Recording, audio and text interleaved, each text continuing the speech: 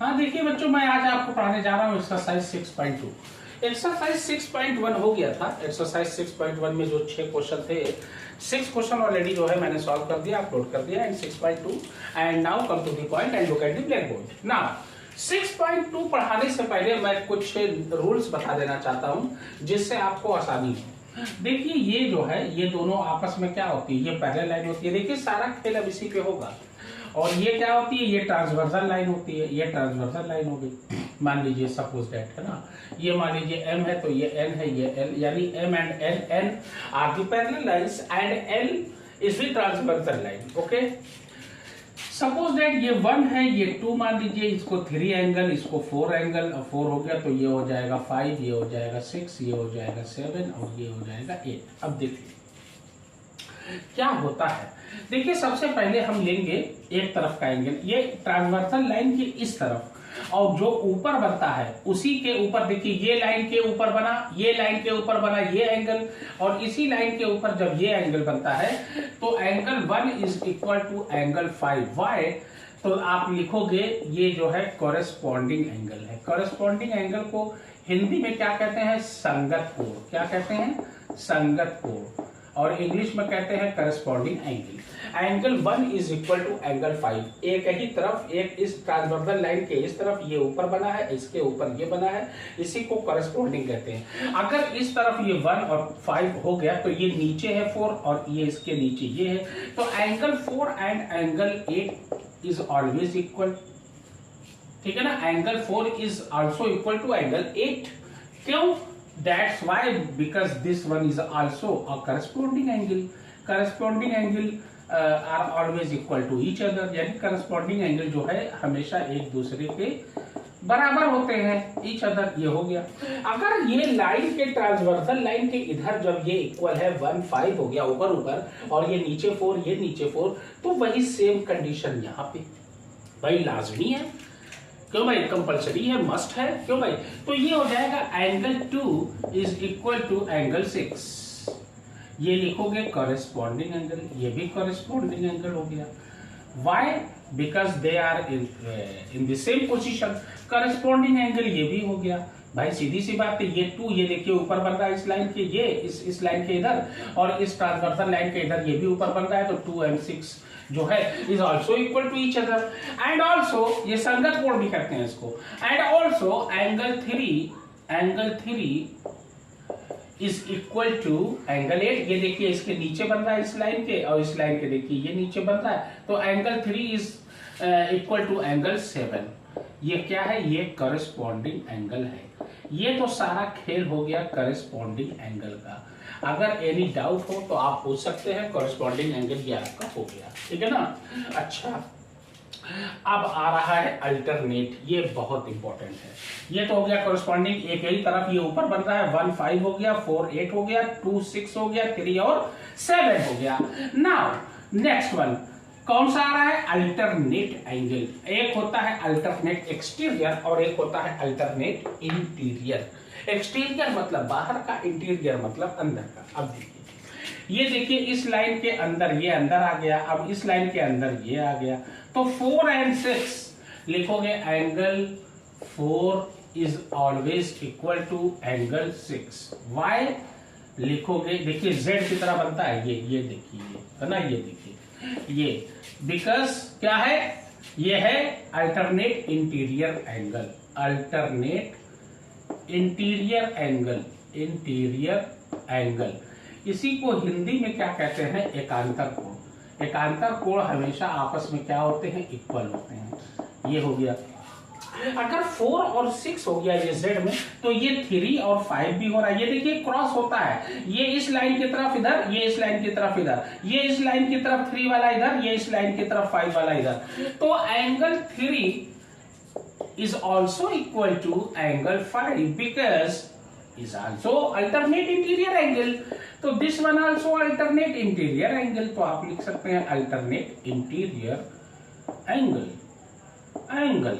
आप लिख सकते हैं this one is in Hindi, this one is called एकांतर कोण। इसको क्या कहते हैं हिंदी में? एकांतर कोण कहते हैं।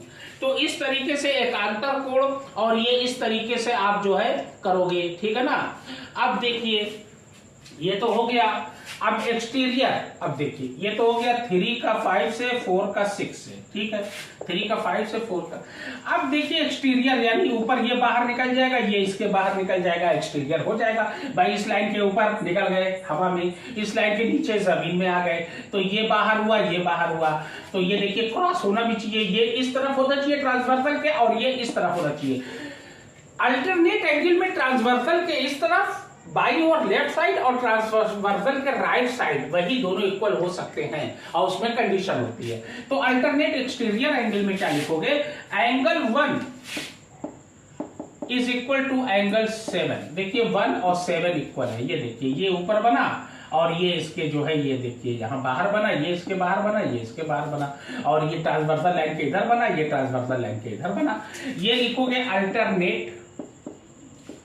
अल्टरनेट एक्सटीरियर एंगल, ये एक्सटीरियर एंगल है अल्टरनेट। अच्छा, चूंकि 1 और 7 हो गया तो 2 और 8 भी होगा। भाई जब 1 7 है तो 2 और 8 भी इधर देखिए क्रॉस हो रहा है, ये देखिए। तो लिखोगे angle 2 is equal to angle 8 because alternate exterior angle. इसको हिंदी में क्या कहते हैं, एकांतर बाह्य कोण, बाह्य एकांतर कोण कहते हैं, एक्सटीरियर एंगल, है ना। एकांतर बाह्य कोण, एक्सटीरियर मतलब बाह्य और इंटीरियर मतलब अंतर यानी अंदर बन रहा है। ये आपका हो गया। और एक चीज मैं और आपको बता दूं, अगर ऐसे रहेगा तो ये एंगल इस एंगल के इक्वल होगा, ये एंगल इस एंगल के इक्वल होगा। इसी को ये मान लीजिए अगर 70 है तो ये भी 70 होगा, ये मान लीजिए 110 है तो ये भी 110 होगा। आपस में आमने सामने के एंगल अगर एक दूसरे को क्रॉस कर रहे हैं तो हमेशा इक्वल होते हैं। इसी को कहा जाता है vertically opposite angle, opposite angle. ये इसी को हिंदी में कहा जाता है शीर्षाभिमुख कोण, शीर्षाभिमुख कोण। हिंदी वाले भी समझ लें, ये वर्टिकली अपोजिट होता है या शीर्षाभिमुख कोण कहते हैं हिंदी मीडियम में।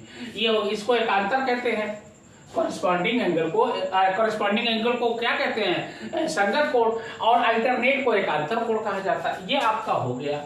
Any doubt? और ये देखिए अब सारा खेल किस पे होता है, 180 पे होता है। 180 का मतलब होता है ये आधा गोला बन जाए, चाहे ऐसे बन जाए, चाहे ऐसे बन जाए, चाहे ऐसे बन जाए, चाहे ऐसे बन जाए। आधा गोला बन गया 180 हो गया, क्योंकि ये स्ट्रेट एंगल होता है, ठीक है ना, ध्यान देना। अब एक एंगल मैं और आपको बताने जा रहा हूं, ये देखिए। अगर एक ही तरफ के दोनों एंगल बने हुए हैं और दोनों कोण का ऐड कितना होता है, ये दोनों कोण का ऐड जो होता है ये होता है 180 डिग्री।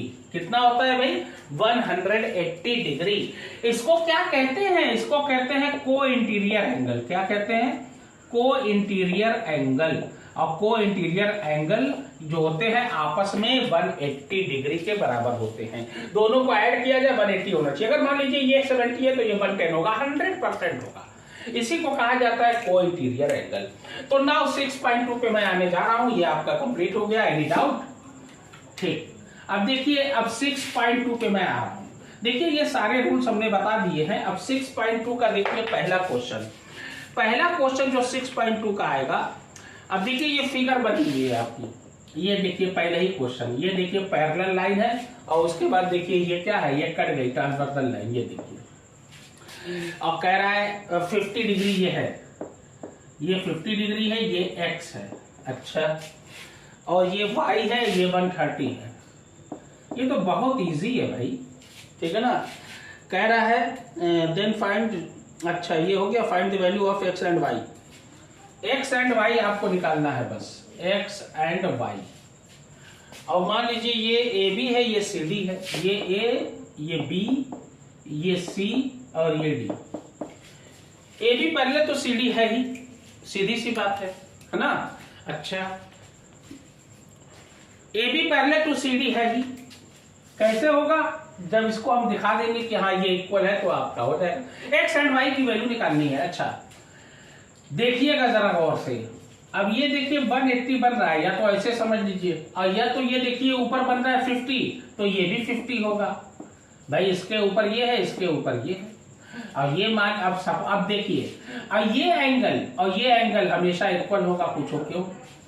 क्योंकि ये क्या बन रहा है, ये बन रहा है अल्टरनेट इंटीरियर एंगल। ये देखिए अल्टरनेट इंटीरियर एंगल है कि नहीं भाई? ये देखिए, ये अभी हमने समझाया है आपको। इसका मतलब ये 130 है तो y भी 130 होगा। पूछो क्यों? क्योंकि जो है ये जो क्या है, वर्टिकली अपोजिट है। यहां लिख दीजिए वर्टिकली अपोजिट एंगल। ये हो गया आपका वर्टिकली अपोजिट एंगल। अब ये y 130 है तो x इज आल्सो 130 डिग्री। यहां लिख देना alternate to y, alternate angle. भाई अल्टरनेट एंगल है ही। क्यों भाई? x और y अल्टरनेट एंगल है। ये आपका हो गया, बहुत इजी था, कुछ करना ही नहीं था इसमें भाई। ठीक है ना। अगला क्वेश्चन, नेक्स्ट क्वेश्चन। अब देखा जाए नेक्स्ट क्वेश्चन क्या है, ये हम आपको बताने जा रहे हैं। ठीक है ना। अच्छा, तो ये 130 हो गया। अब अगला क्वेश्चन देखिए, देखिए फिगर है। अब ये फिगर है, अब देखिए मजा। क्वेश्चन नंबर 2, ये तो क्वेश्चन नंबर 1 था, बहुत इजी था। अब जो हमने अभी रूल्स बता दिया, अगर रूल्स अगर कोई समझ जाएगा तो बहुत इजी वे में एकदम मुंह जबानी कर लेगा, जबान से बोल के कर लेगा भाई। अब देखिए यहां पे 3 लाइन है, ये और ये। अब देखिए ये आपकी गई है ट्रांसवर्सल लाइन, ये गई है ये। अच्छा, अब क्या कह रहा है? एक्स वाई जेड, ये एक्स है, ये वाई है और ये जेड है। अच्छा, एक्स वाई जेड। अच्छा, A B C D E F, ये ए बी हो गया, ये सी डी हो गया, ये ई एफ हो गया। अब देखिए अब क्या कह रहा है, अब थोड़ा ध्यान से आप लोग सुनिएगा। देखिए अभी हमने कहा था को इंटीरियर एक ही तरफ का एंगल बन रहा है, ये देखिए। और x प्लस वाई कितना हो जाएगा? x plus y is equal to हो जाएगा 180 डिग्री। ये देखिए x plus y co-interior, आप लिख सकते हैं यहाँ co-interior angle, co-interior angle. अब को इंटीरियर एंगल क्या होता है? 180 डिग्री के इक्वल होता है। दो एंगल को ऐड कर दिया जाए 180 हो जाएगा। तो ये को इंटीरियर आपका हो गया। ठीक है ना। बहुत आराम से करिएगा, कोई दिक्कत नहीं है। अब देखिए x जो है z के इक्वल है, ये देखिए इसको हटा दिया जाए तो ये देखिए क्या है, ये alternate angle. x is equal to z, y alternate angle जो होते हैं वो इक्वल होते हैं। तो x जो है z के क्या हो गया? इक्वल हो गया। अब जाहिर सी बात है x और z के जो है इक्वल हो गया। अब क्या एंगल का होगा ये हमको नहीं पता। ठीक है ना। अच्छा, चूंकि अब देखिए y, अब यहां ध्यान देना, ये इसके इक्वल हुआ तो अब ये देखिए y, अब ये भी कॉरेस्पॉन्डिंग होगा, ये भी y हो जाएगा। तो z और y क्या होगा? देखिए आधा गोला बना रहा है, ये देखिए ऊपर बना और ये देखिए इसके ऊपर बना, ये दोनों कॉरेस्पॉन्डिंग हुए। और ये देखिए आधा गोला बना, ध्यान से देखते रहिए। और आधा गोला 180 होता है, तो हम लिख सकते हैं y plus z is equal to 180 degree. है भाई? क्यों भाई महाराज? तो ये हो गया 180 डिग्री। अब देखिए इक्वेशन भी दिया हुआ है, y ratio z is equal to दिया हुआ है 3:7। ये 3:7 दिया हुआ है, तो हम इसको लिख सकते हैं, रेशियो को अपॉन में लिखा जा सकता है, अपॉन को रेशियो में। ये हो जाएगा y upon z is equal to 3/7। ये आपका हो गया। अब हम लिख सकते हैं ये, अब देखिए इसी को मैं यहां करने जा रहा हूं। ये देखिए क्रॉस मल्टीप्लीकेशन, 7 से y में किया 7y और z में 3 से किया 3z, तो y इज इक्वल टू हो जाएगा 3z/7। ये देखिए, अब y की वैल्यू आप कहीं भी रख दीजिए। y की वैल्यू चलिए मान लीजिए हम यहां पे रख दे रहे हैं। ठीक है ना। अब x प्लस वाई, ये देखिए x plus y is equal to 180। Putting the value, ये इक्वेशन 1 मान लीजिए, ये इक्वेशन 2 मान लीजिए, कोई दिक्कत नहीं है, कोई कहीं भी रख दीजिए। y की वैल्यू क्या है? अब देखिए, अब या तो y की वैल्यू हम चाहे तो इसमें भी रख सकते हैं, चलिए इसी में रख देते हैं। देखिए इक्वेशन नंबर 2 में हम रख रहे हैं। देखिए अब देखिए y plus z is equal to 180 degree. अब देखिए y की वैल्यू में रखने जा रहा हूं 3z/7 और ये है z is equal to 180 degree. देखिए y की जगह 3z/7, 7 एलसीएम लिया, ये 3z। अब ये देखिए 1 में 7 बार गया, देखिए नीचे कोई गिनती नहीं 1, तो ये हो जाएगा 7z, ये इज इक्वल टू 1 हो जाएगा 180 डिग्री। ये हो जाएगा 10z इज इक्वल टू क्या हो जाएगा 8 7 56, 7 1 7 और 5 12, ये हो जाएगा 1260। z इज इक्वल टू 1260/10, ये 0 0 कट गया, तो z की वैल्यू कितनी आई 126 डिग्री। z की वैल्यू देखिए 126 आ गई। अब जो कि z की वैल्यू 126 है तो x इज इक्वल टू क्या था, देखिए x is equal to z था। अगर z 126 है तो x भी 126 होगा। तो x की वैल्यू आ गई 126। क्यों? क्योंकि x is equal to z। क्यों? क्योंकि x जो है ये z का क्या है, अल्टरनेट एंगल है, और अल्टरनेट एंगल हमेशा एक दूसरे के क्या होते हैं, ये देखिए हमेशा एक दूसरे के इक्वल होते हैं। ये देख लीजिए गौर से, ये लाइन हटा दिया जाए तो ये देखिए अल्टरनेट है, और अल्टरनेट एंगल हमेशा आपस में क्या होते हैं, always equal to each other. तो x की value x is equal to z, जो x की वैल्यू है z की वैल्यू z 126 तो x भी 126, दैट्स इट। और इसका जो 126 में से इसको घटा देंगे मतलब 54 आया ना, 54 ये होगा तो y भी 54 हो जाएगा, सीधी सी बात है भाई। 180 में से 126 घटा दीजिए, ये देखिए 7 2 5 54, क्योंकि ये देखिए क्या बन रहा है, आधा गोला 180 के बराबर होता है स्ट्रेट एंगल। ये 126 है तो ये 54 होगा। तो अब ये देखिए ये दोनों क्या है एक दूसरे के, ये दोनों देखिए करस्पॉन्डिंग एंगल है। अगर ये 54 है तो ये भी 54 होगा।